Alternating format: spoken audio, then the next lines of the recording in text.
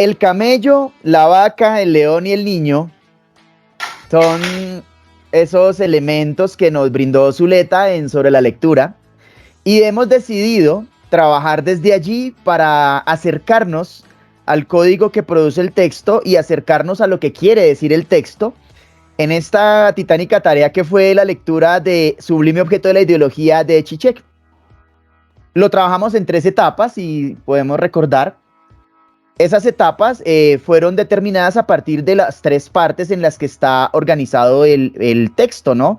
Que la primera parte fue el síntoma, la segunda la falta en el otro y la tercera parte el sujeto. Y entonces, al ser un texto que al menos para nosotros reviste tanta complejidad, nos tomó tiempo y fue necesario leer a otros autores, revisar otros textos, conseguir más información para poder construir una base que nos permitiera acercarnos cada vez más a Sublime Objeto de la Ideología.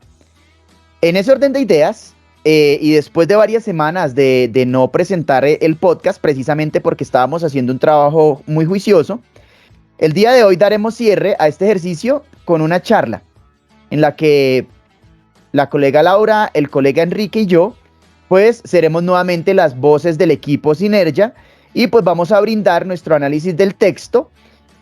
Vamos a procurar conectarlo, aterrizarlo con elementos de la cotidianidad para que sea más digerible, más fácil de charlar, ya sea con elementos o eventos que estén pasando en nuestro país o en nuestra región, en Latinoamérica. Entonces, pues, aunque en Sublime Objeto de la Ideología hay toda una serie de elementos aparentemente distantes y distintos, realmente en el texto se logran conectar y se logran relacionar muy bien. Es un, digamos, algo muy valioso que tiene este texto, y algo muy valioso en el mismo Zizek a la hora de escribir, a la hora de construir este texto.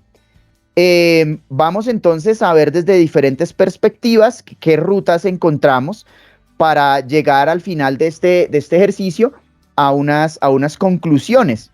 Recordemos pues algunos conceptos que estuvimos trabajando a lo largo de estos ejercicios, como por ejemplo lo imaginario, lo simbólico y lo real desde Lacan, el concepto del fetichismo de la mercancía de Marx, cuando nos hablaban en el texto sobre el deseo, los significantes y los significados, el descriptivismo y antidescriptivismo, idealismo objetivo y subjetivo, los designantes rígidos, toda una serie de elementos que en este texto pues además se mencionan muchos otros pensadores, pero creería yo, no sé, y ahorita lo revisamos en la charla, creería yo que son tres los pilares de este texto, que son Hegel, Marx y Lacan.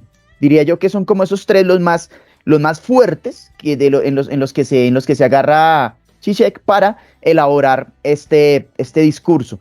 Entonces, pues, nuevamente, en esta nueva fase del ejercicio de los podcasts de Sinergia, nos encontramos. Laurita, muy buenas tardes, muy buenas noches, muy buenos días. Enrique, buenas tardes, buenas noches, buenos días. Nuevamente acá. Buenas tardes. Buenas tardes. Bueno, entonces, nada, estamos en una nueva fase del ejercicio. Vamos a charlar un poquito sobre este texto, sobre lo que en Sublime Objeto de la Ideología se nos plantea. A ver, ¿qué es eso de la ideología? ¿Sí? Entonces, no sé, primeras impresiones, compañeros de batalla. ¿Cómo arrancamos? No sé, me gustaría de pronto comentar algunos aspectos que encontré en el tercer capítulo del Sublime Objeto de la Ideología, que creo que de pronto no hemos profundizado un poco en ellos, pero sería importante mencionarlos. Dale. Bueno, en el tercer capítulo hablan de 2 posturas antagónicas, que en este caso son el postestructuralismo y el estructuralismo. Nosotros, digamos, en el transcurso de estas sesiones, pues hemos ya mencionado un poco sobre qué es esto del estructuralismo, porque hemos hablado del significado y el significante, pero hemos visto que con Lacan ha adquirido, digamos, otra connotación diferente cuando hablamos del significado y el significante. Por ejemplo, en Ferdinand de Saussure decíamos que el significado es, digamos, le da mucha más importancia a lo que es el significado sobre el significante, pero en Lacan, y tú estabas diciendo que es uno de los pilares fundamentales para poder entender el texto, lo que hace Lacan es invertir la estructura de significado y significante, dándole una mayor importancia a lo que es el significante. Bueno, en el tercer capítulo, pues nos hablan del postestructuralismo. Pues el postestructuralismo es como esta corriente filosófica que surge después del estructuralismo. Y básicamente va a surgir es como una crítica a la postura estructuralista. Entonces, habían otros aspectos que mencionaban sobre el estructuralismo, y es que el estructuralismo lo que persigue es, o tiene como objetivo, es básicamente crear un metalenguaje. ¿Sí? Cuando yo digo la palabra meta, significa siempre lo que está más allá. Entonces, cuando yo digo o menciono metalenguaje, se refiere a un lenguaje que yo pueda usar o emplear para hablar acerca de otro lenguaje. Digamos, el lenguaje del cual se está hablando en este caso, digamos, cuando yo quiero hablar de otro lenguaje, pues tengo que hablar de un lenguaje objeto. Y por eso, digamos, desde un análisis estructuralista que yo quiera hacer digamos, del español, del idioma español, pues yo lo puedo hacer de la siguiente manera: descomponer nuestro idioma en sujeto, verbo y predicado. Ese es, digamos, un análisis sintáctico, a nivel sintáctico, que yo puedo hacer de nuestro idioma, y lo puedo hacer desde el español mismo, ¿sí?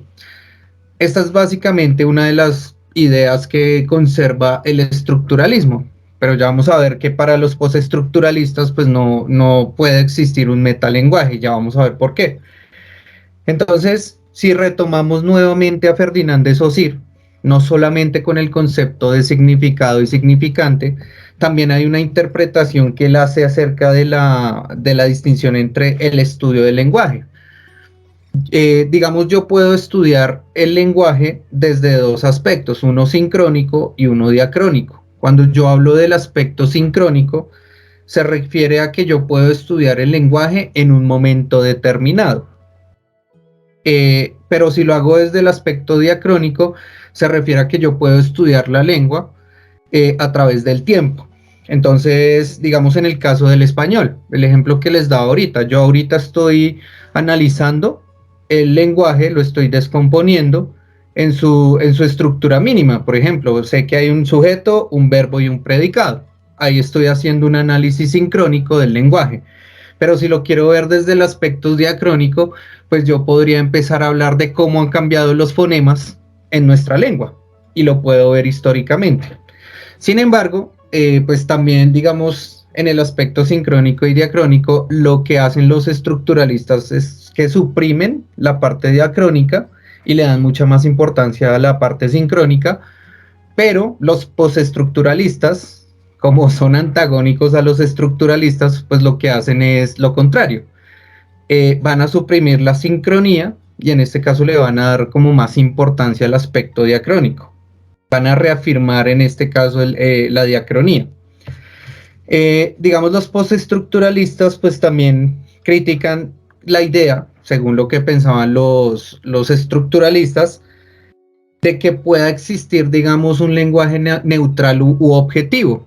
Porque cuando yo hablo de metalenguajes, lo que yo estoy tratando es de buscar un lenguaje que sea neutral y objetivo, que, digamos, no esté permeado por ninguna emoción, no sé, algún sentimiento, sino que yo pueda hacer, no sé, pueda encontrar ciertos elementos que me permitan hablar de un lenguaje objetivo, ¿sí?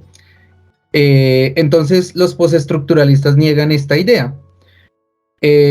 No creen que exista, digamos, un metalenguaje, porque el metalenguaje de alguna manera lo que sigue manteniendo es que se sigan perpetuando ciertas jerarquías y estructuras de poder para poder favorecer a ciertas perspectivas dominantes. Eso es lo que creen los postestructuralistas. Entonces, también aparece dentro de los postestructuralistas la figura de Derrida. Y hay un concepto fundamental para poder entender la perspectiva de Derrida y es el concepto de deconstrucción. ¿Sí? Este es un concepto que parte desde la postura postestructuralista. Y es que Derrida cree que con la deconstrucción, o sea, sirve como enfoque básicamente para comprender la relación que puede haber entre el texto y el significado que éste tiene.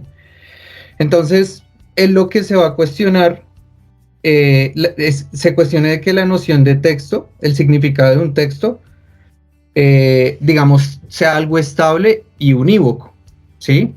Pero el significado de un texto, según la deconstrucción, es que es algo que va a estar cambiando, que constantemente cambia, ¿sí?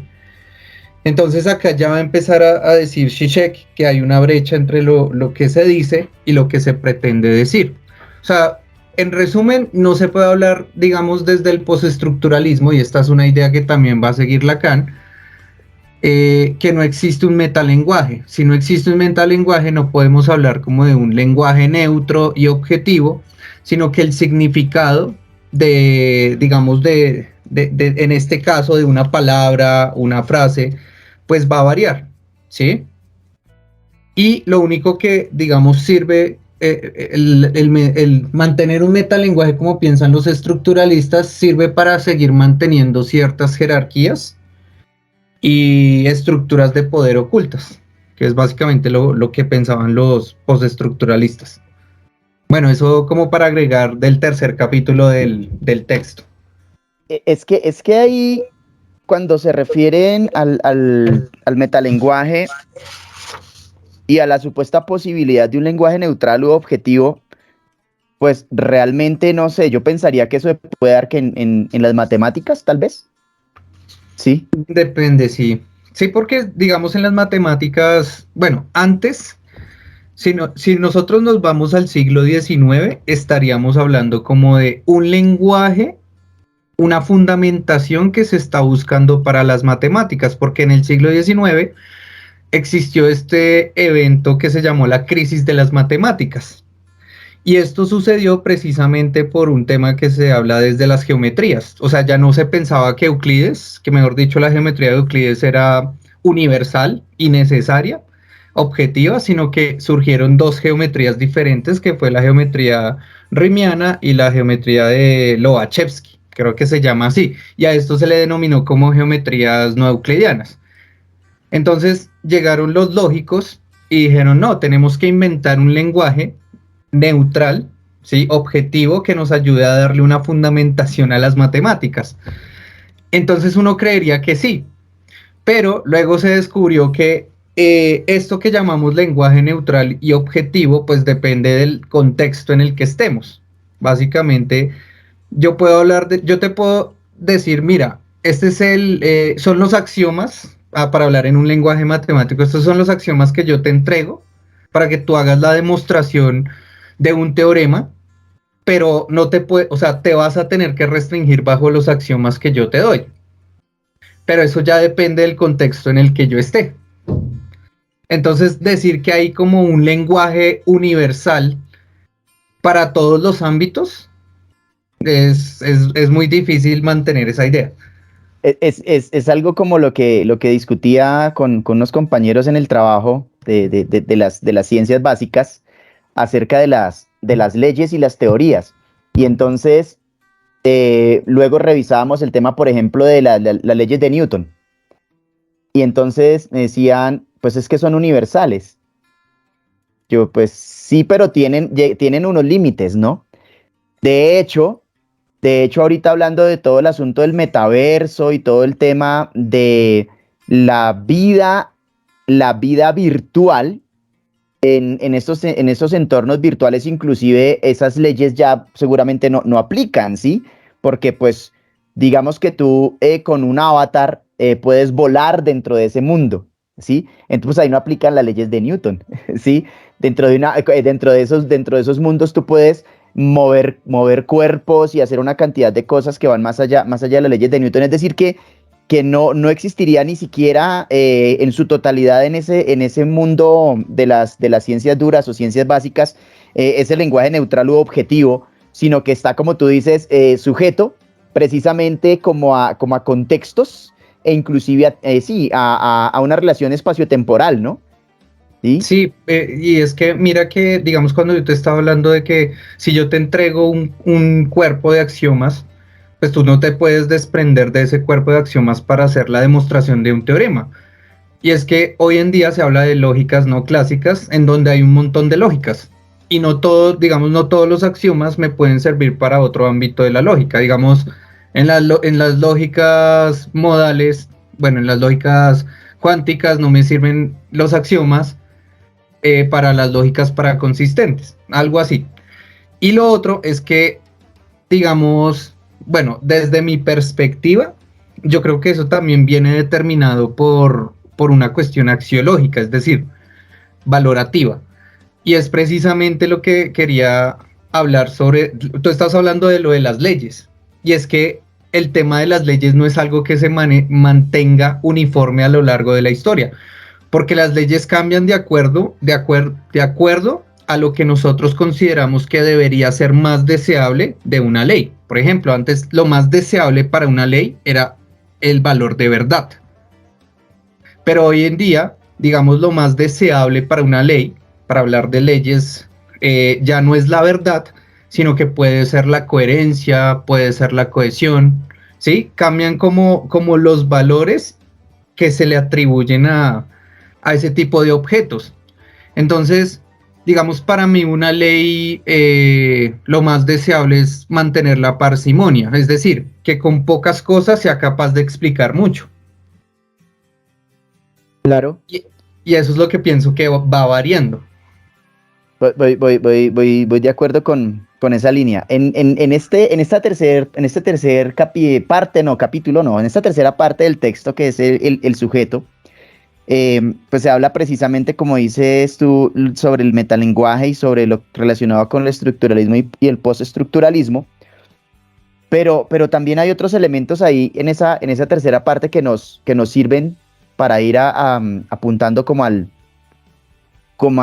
a amarrar todo el texto, ¿sí? Que es precisamente el asunto del sujeto, ¿no? O sea, lo que nos determina a nosotros como lo que somos, ¿sí?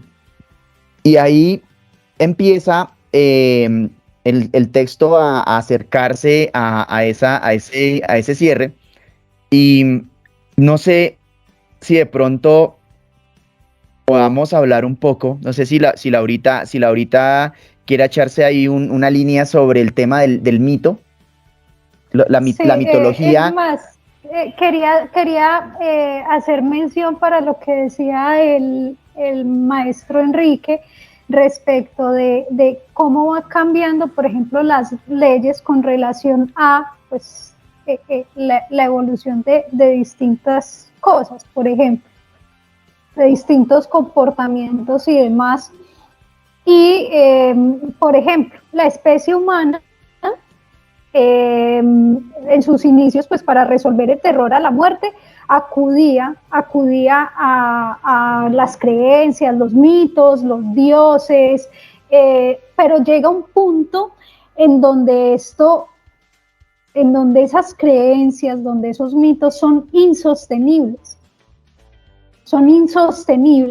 y ahí es donde se aproximan, o no sé si ahí se da apertura a lo que es la filosofía, la ciencia y el arte. No es suficiente la ideología, no es suficiente el mito, no es suficiente la creencia, los dioses, que en los inicios y aún, porque pues aún se ven capillas repletas de feligreses. No fue suficiente esto, se volvió insostenible para resolver ese terror, entendiendo pues que, teniendo en cuenta que la especie humana gira alrededor de la vida y alrededor pues de la muerte. Laurita, Entonces, en ese, ¿por dime. qué, por qué se vuelve insostenible?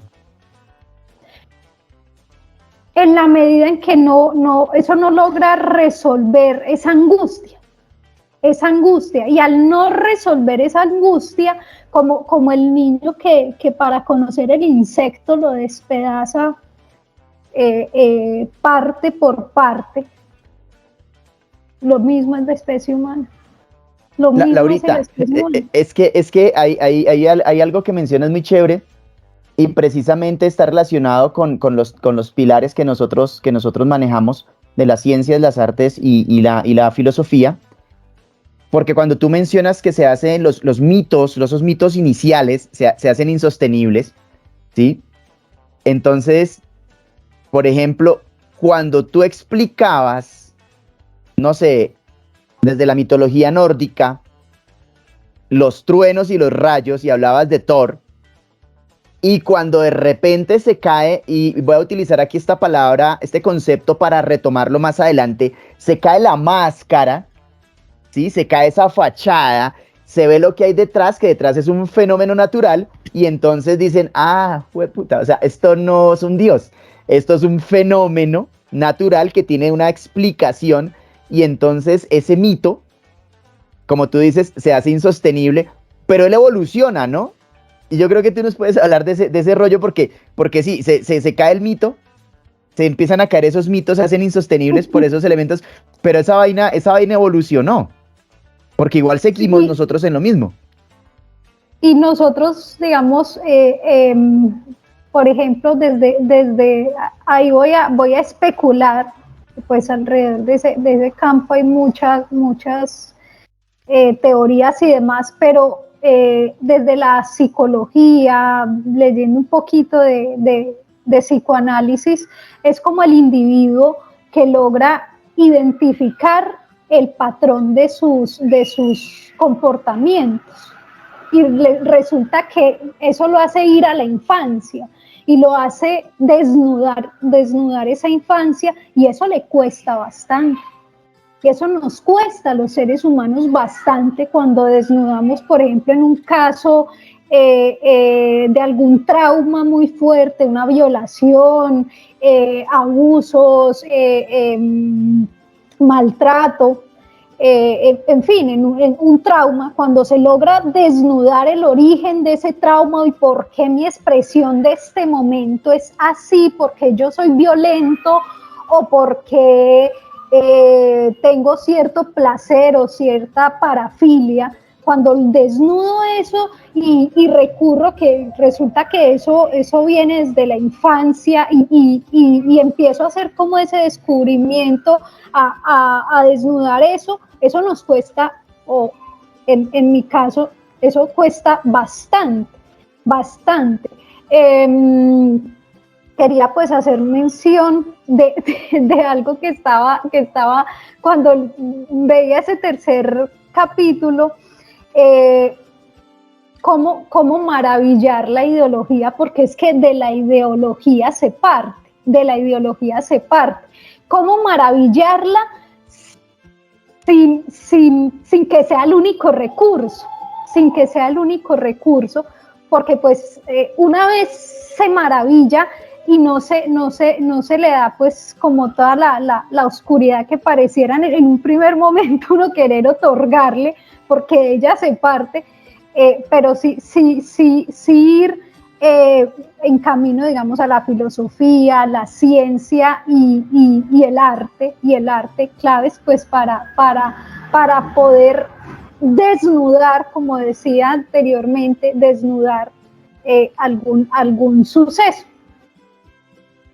Y es que aquí cuando tú mencionas esto,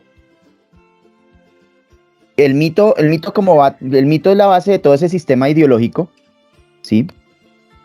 Somos mitológicos por naturaleza, ¿no? O sea, algunas personas podrán diferir con el concepto de la naturaleza humana, que no existe tal cosa como la naturaleza humana, pero pues me voy a agarrar de ese concepto precisamente para expresar eso, o sea, de que hace parte de la humanidad la mitología hace parte de la humanidad, entonces la ideología. Pero entonces aquí, ¿cuál es el rollo? Cuando transformamos esa ideología en el eje de la violencia, cuando transformamos esa ideología en la razón para disminuir, para suprimir la otredad, ¿sí? Claro, tenemos derecho a nuestra ideología. Dale, Laurita. Mario Alonso Puch, dice Mario Alonso Puch, en una de sus nutridas conferencias, distintos pero no distantes, distintos pero no distantes.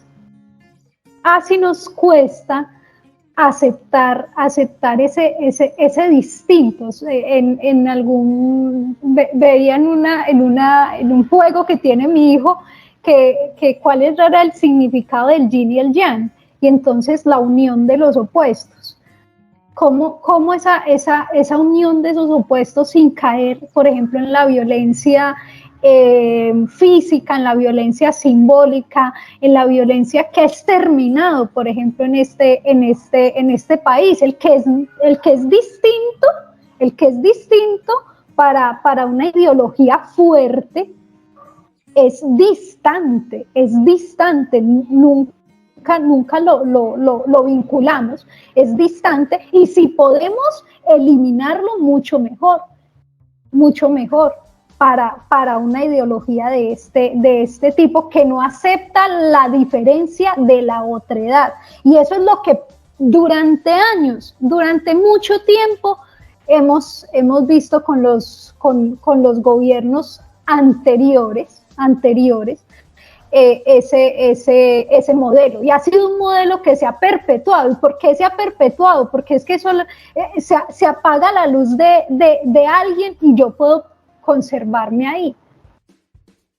Eso es bien compleja la situación que se ha vivido en Colombia.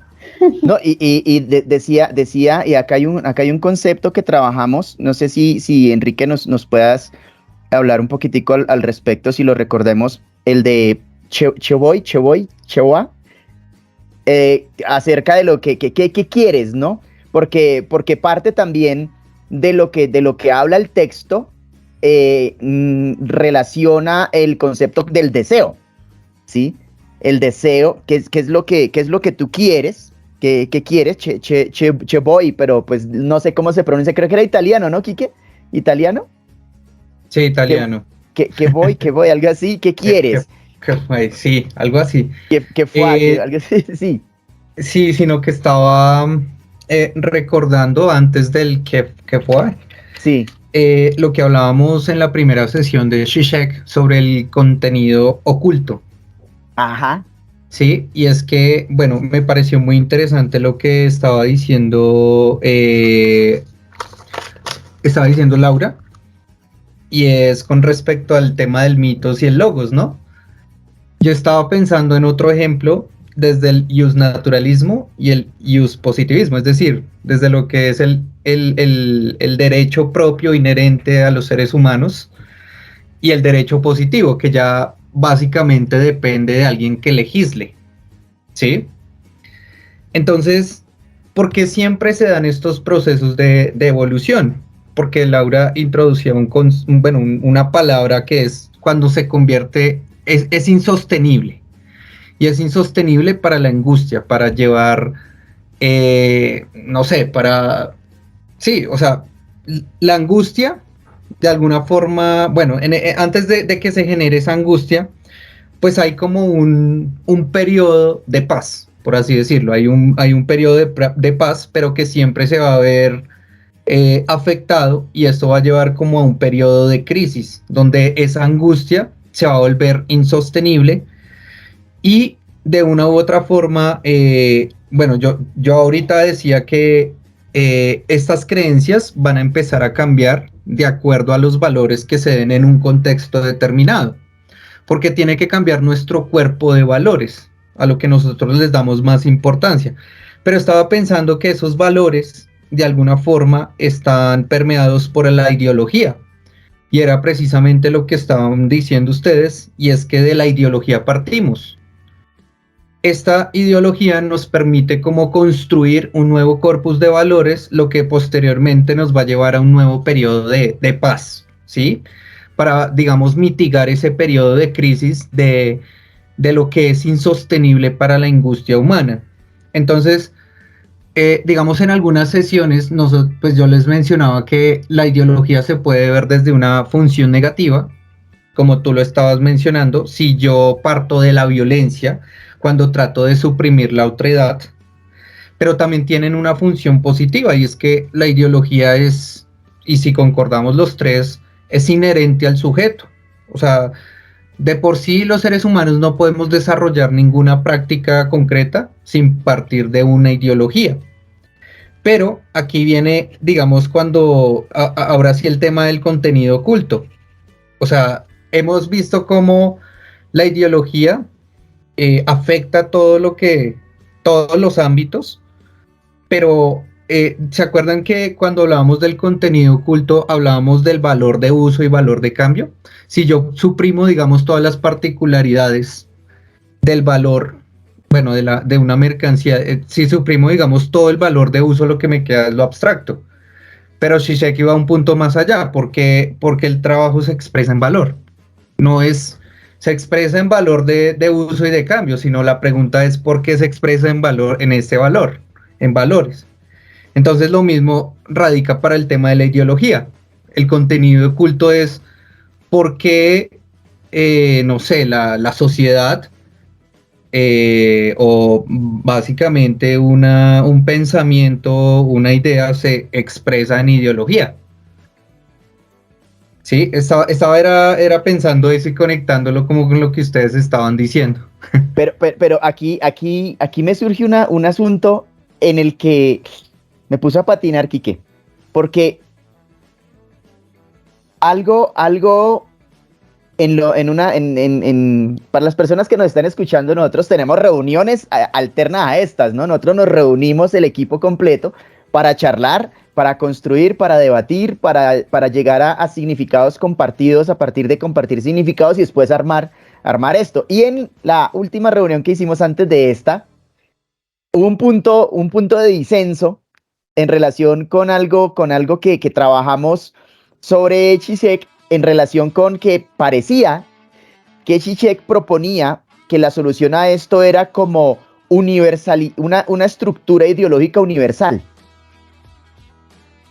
Y entonces, digo yo acá, a partir de lo que está diciendo Enrique, una unificación axiológica e ideológica trae una fase de paz, y cuando se empieza a desestructurar, entonces vienen fases de conflicto y de violencia hasta que se vuelve otra vez a reestructurar un discurso más universalizado.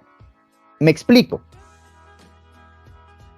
Pongamos el ejemplo con el discurso de ahorita de la lucha de lo de en contra del patriarcado, en contra de la estructura machista, etcétera, ¿sí? Entonces había todo un discurso montado en eso, en el que, voy a ponerlo muy en las comillas muy grandes, en el que había una cierta uniformidad y una cierta paz, digamos, ¿sí? Pero empiezan a cambiar los contextos, empiezan a cambiar los significantes y los significados, empieza a cambiar la sociedad misma, cambian las estructuras mitológicas e ideológicas, y entonces empieza a cambiar el sistema de valores y de pensamiento para transformar esos discursos en otros, y esa transformación genera más violencia. Entonces, una esposa que lleva 20 años con su esposo, entendiendo una estructura de violencia intrafamiliar como algo normal, y de repente ella empieza a cambiar su estructura por toda una serie de elementos que hay en su entorno y dice, oiga, no, pero yo ¿por qué me tengo que aguantar que este man me pegue?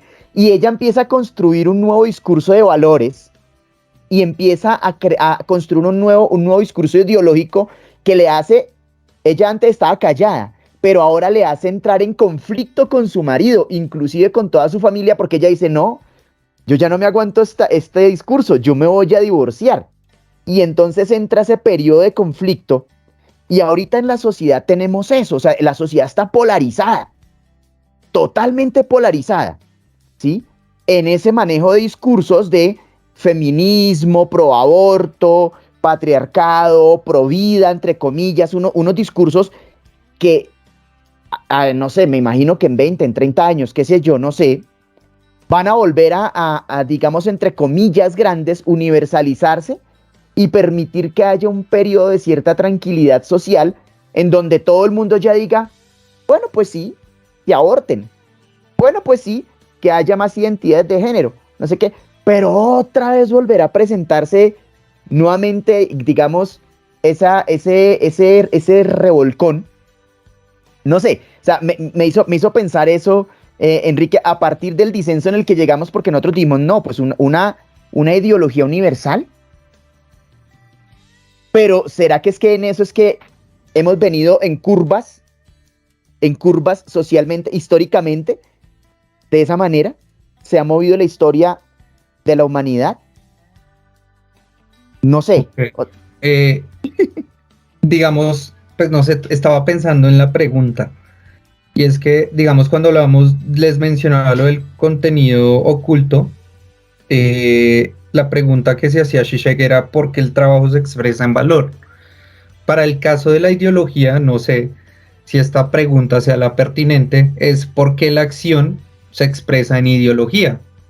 Porque de alguna manera primero está la ideología y luego está la acción ejercida por el sujeto.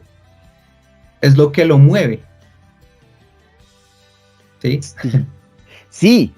Es que ese es el asunto. O sea, cuando, y vuelvo al ejemplo, cuando la esposa se aguanta el maltrato, es porque ella está montada en esa estructura, ¿sí? Pero cuando ella se empieza a desmontar esa estructura,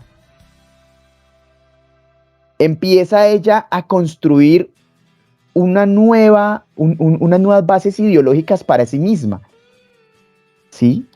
O sea, hay una deconstrucción cultural de ella misma, en donde dice, oiga, no, yo no tengo por qué aguantarme esto, ¿sí? Me lo aguantaba antes porque creía en eso, ya no creo en eso. Ahora creo en otra cosa, ya no me lo aguanto. Y entonces cuando ella empieza a rebelarse ante esa estructura, pues entonces la esposa que se quedaba en silencio empieza a volverse contestataria contra ese sistema en el que el que estaba cómodo era su esposo, y entonces aumenta el conflicto y empieza a chocar con el esposo hasta que finalmente esa vaina estalla en alguna cosa, no sé, en un feminicidio, qué sé yo, pero estalla, ¿sí?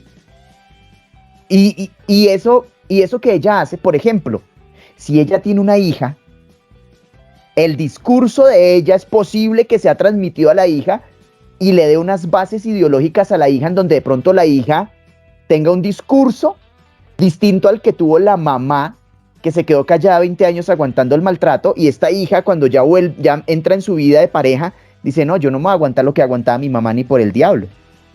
Y entonces por eso tenemos nosotros hoy en día unas chicas y unos chicos jóvenes con unos discursos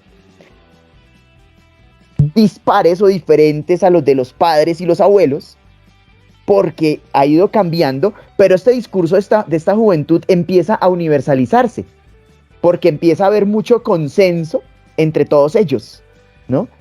Pero eso también los hace violentos, porque ellos empiezan a reaccionar de manera violenta contra el que no maneje su discurso. Entonces una mujer, digamos que por ejemplo es pro aborto, puede reaccionar de manera intolerante y violenta contra otra mujer que sea pro vida, que diga, no, yo no estoy a favor del aborto, ¿sí? A pesar de, reacciona violentamente también contra ella, que es lo que a veces pasa en este asunto. Entonces esas ideologías finalmente siempre se terminarán, o por lo menos hasta ahora pareciera así, se terminan transformando en ejercicios de violencia. Pero entonces lo que planteas ahí, ¿por qué la acción se expresa en ideologías y debería ser como al contrario, ¿no? O es al contrario, la ideología se manifiesta en unas acciones y dependiendo si esa ideología es fuerte o débil, esas acciones pueden ser mayor o menormente violentas o intolerantes. Laurita, te escuchamos. Bueno, quiero hacer mención de lo siguiente y es, todo es fruto, pareciera que todo es fruto del ensayo-error, ensayo-error. Entonces, ese discurso de esa mamá, ese salir de ese estado, en mi familia viví pues mucha violencia intrafamiliar por parte pues de mi papá y mi mamá. Mi mamá sale de esa zona de confort. Ojalá vea este video y me quiera. No me vaya. Pero bueno, ella salió de esa zona de confort, creó otra partitura, otro pensamiento, porque por cierto venía de una familia, su mamá también fue, convivió con un hombre muy violento, pero ¿qué transmite ella a esa otra generación? En ese caso, a mí, a mi hermana, a mi hermano, respecto de ella romper con ese lazo. Entonces, a ella parece no, ella para romper con eso vivió fue ella y mi papá, porque pues ambos se agredieron, vivieron ambos mucha violencia física, pero eso se va disminuyendo a violencia simbólica. Cuando esa violencia física fue disminuyendo, fue aumentando la violencia simbólica. Ya no había maltrato, pero sí había violencia simbólica. Ahí, este es el caso, por ejemplo, de esa mamá que pues, y ha pasado en Colombia, yo creo que en muchos hogares, respecto de la violencia intrafamiliar. Otro caso que a mí me llamó mucho la atención y es cómo uno logra contagiar las demás generaciones con X o Y discurso, partiendo, digamos, de un contexto de violencia física, un escenario de violencia física, reducirlo pues a violencia simbólica. Si se reduce la violencia física, aumenta la violencia simbólica, porque de alguna manera se tiene que tramitar toda esa emocionalidad. Y es el momento en que Gustavo Petro, presidente, le da toda la partitura o todos los medios y hace parte de esa investigación que le están haciendo al hijo. Para mí eso es empezar a contagiar a ese.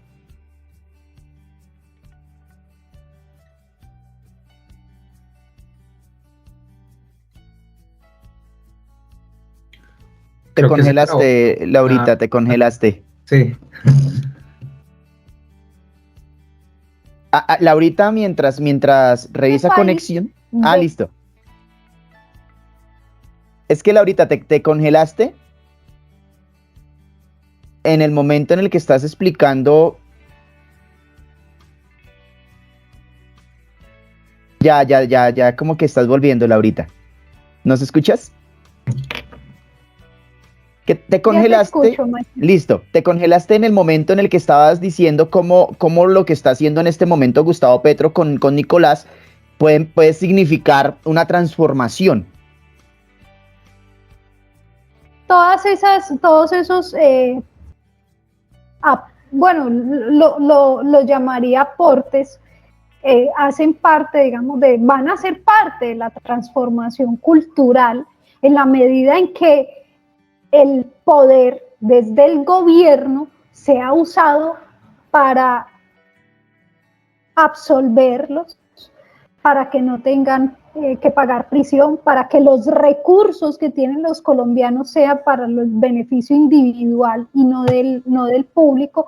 Eso va a ir transformando, ese tipo de gestos van transformando, van haciendo parte de la transformación cultural. Claro que sí, es lo que llamaríamos como esa deconstrucción cultural.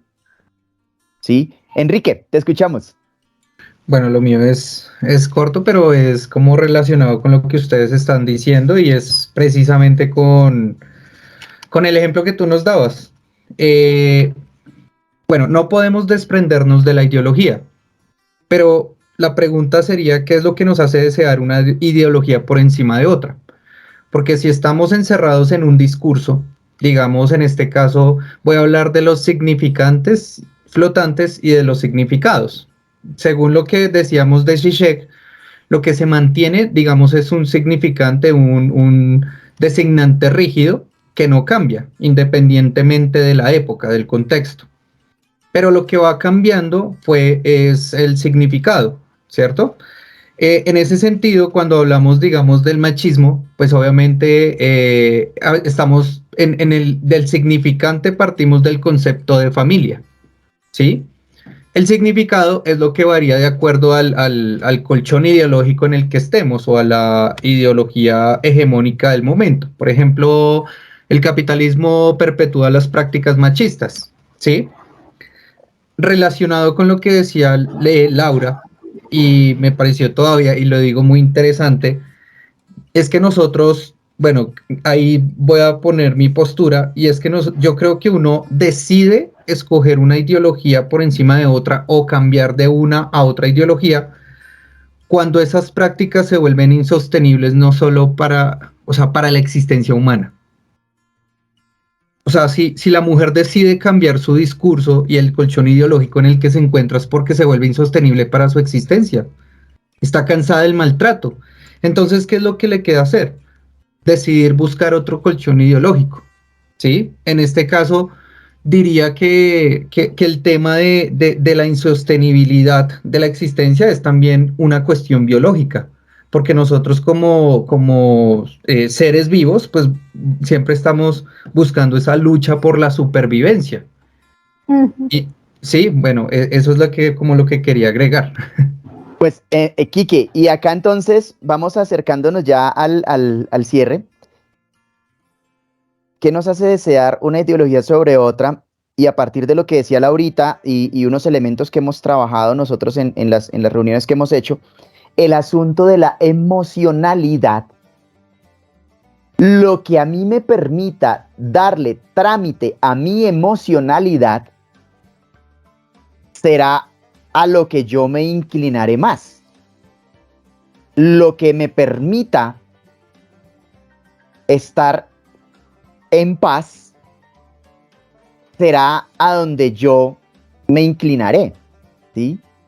Lo que satisfaga mis posturas, lo que confirme inclusive mis sesgos y todo eso, será a donde yo me inclinaré, ¿sí? Es lo que me va a dar esa tranquilidad, y entonces a ese colchón me voy yo a recostar, ¿sí? Sobre ese colchón me voy a recostar porque me da esa tranquilidad. Yo hablaba sobre la máscara, sobre una fachada, ¿sí?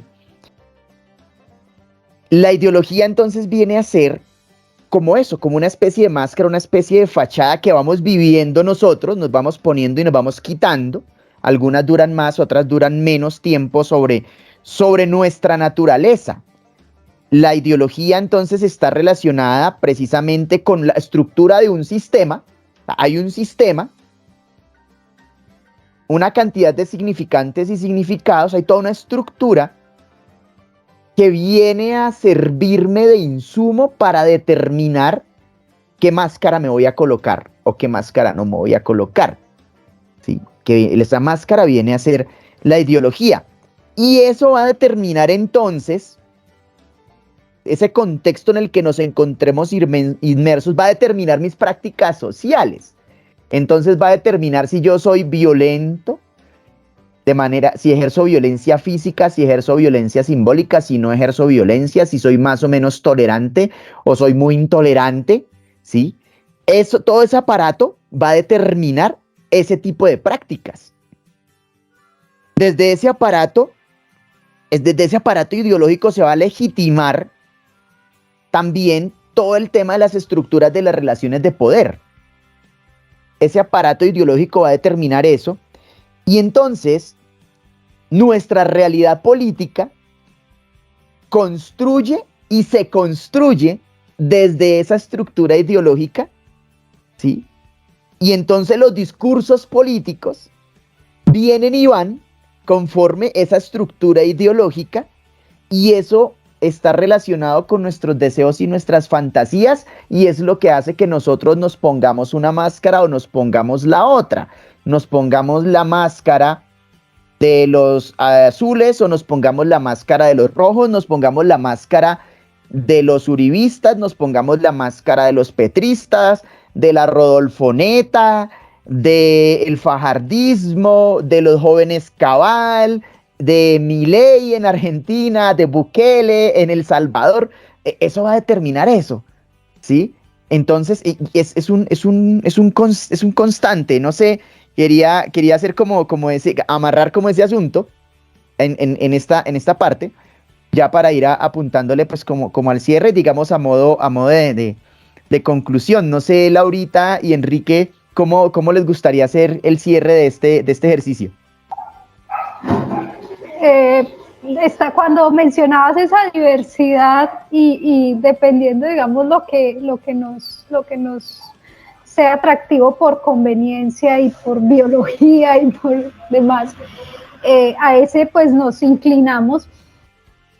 Quisiera hacer como una comparación respecto de 1 kilómetro, o mejor dicho, 1 hectárea de bosque, la diversidad que encontramos en esa hectárea de bosque y cómo logra ese bosque ser sostenible siendo biodiverso. La misma biodiversidad le da la sostenibilidad al bosque. En el caso del Congreso hay una diversidad de partidos, pero es para todo lo contrario, para ver qué partido saca mayor tajada y se hace más individual. Nos ha quedado muy grande asimilar o copiar un poquito de eso de la naturaleza, de que cuanto más biodiversa es, parece que más sostenible se hace ese bosque. Desafortunadamente talamos y creemos que reforestando una misma especie vamos a lograr el equilibrio de ese bosque. Eso es absurdo, eso lo mencionaba en algún momento un maestro. Pero en el Congreso, por ejemplo, y en Colombia en general pasa todo lo contrario. Por ejemplo, en uno de los pueblos más pequeños de Colombia, queda en el Quindío, no voy a decir cuál, pero 17 candidatos a la alcaldía, cada uno con un partido diferente. Tanta diversidad en respecto de la política, de cómo se van a gestionar los recursos o cómo pretenden ellos elaborar ese plan de desarrollo, pero no se logra la sostenibilidad para armar equipo, para formar equipo, más que un grupo, más que el montón, es el equipo. Y cumplir con eso que de alguna manera decía, de ser distintos, pero no distantes. Gracias, Laurita, muy bien. Vámonos con Enrique. Bueno, ya para concluir, yo creo que desde el inicio partimos dijimos en algún momento, y siempre creo que le damos esta función negativa a la ideología, y es que, digamos, ideología significa eidos, o sea, está compuesta de dos vocablos griegos que son eidos y logos, idea y logos, que se refiere a razón y estudio o discurso, sino que para el siglo XVIII, digamos, adquirió esta palabra una connotación muy peyorativa y así se ha mantenido hasta el día de hoy. Entonces, a lo que voy es que deberíamos darle una nueva connotación al término, ¿sí? No es como un fenómeno tan fácil de entender, por lo que hemos visto y lo que ya hemos hablado desde el sublime objeto de la ideología. No es un concepto sencillo, sino que hay que entenderlo desde diferentes dimensiones. Y por eso mismo pienso que quedarnos con la función peyorativa, con la función negativa al hablar de ideología, de que simplemente está distorsionando o lo que hace es desvirtuar lo real, la realidad, pues tratemos de verlo como con otra mirada, ¿no? Cuando hablamos de ideología, porque no toda ideología es, o sea, conserva esos aspectos negativos, sí, de la ideología se parte, pero ya depende de cómo nosotros como seres humanos actuemos a la hora de. Entonces, no sé, esa es como la conclusión. Excelente, Laurita, excelente, Enrique, de verdad que hacemos este cierre el día de hoy con una nueva dinámica en nuestros podcasts, más charlados, más habladitos, menos rígidos que los 26 podcasts anteriores. Creo que este es el 27. Y dando cierre acá a este ejercicio, voy a permitirme leer un fragmento acá de lo que se viene. La mente es codimensional con el cerebro y lo ocupa todo, hasta en sus más recónditos repliegues. Pero al igual que las tormentas eléctricas, la mente no representa simultáneamente todas las posibles tormentas, sino solo aquellas que son isomorfas, o sea, que coinciden con la representación del mundo externo, con el estado del mundo que nos rodea mientras lo observamos y que lo reconstruyen, lo transforman y modifican. Este fragmento, página 19, El cerebro y el mito del yo, de Rodolfo Ginás, es el segundo texto que vamos a trabajar en esta tanda de podcasts que vienen posterior a este. No lo podemos compartir digital porque pues no está digital. Hay que darnos la pela de conseguirlo, buscarlo, leerlo, porque precisamente para poder profundizar y comprender todo este asunto de la ideología, resignificarla, como dice el profe Enrique, como comprenderla como parte de nosotros, ¿sí? Que de la ideología se parte, ¿sí? Entonces vamos a profundizar también en este estudio neurocientífico, explicado acá por Rodolfo Ginás, una de las más grandes mentes de los últimos tiempos en Colombia y muy reconocido a nivel mundial por sus trabajos en neurociencia. Entonces, muchísimas gracias, Laurita, muchísimas gracias, Enrique, por este espacio, por este tiempo, por esta charla, y nos estaremos encontrando entonces en próximas semanas para trabajar una primera parte de El cerebro y el mito del yo de Rodolfo Ginás. Muchísimas gracias. Gracias. Chao. Gracias, bye bye. Bye.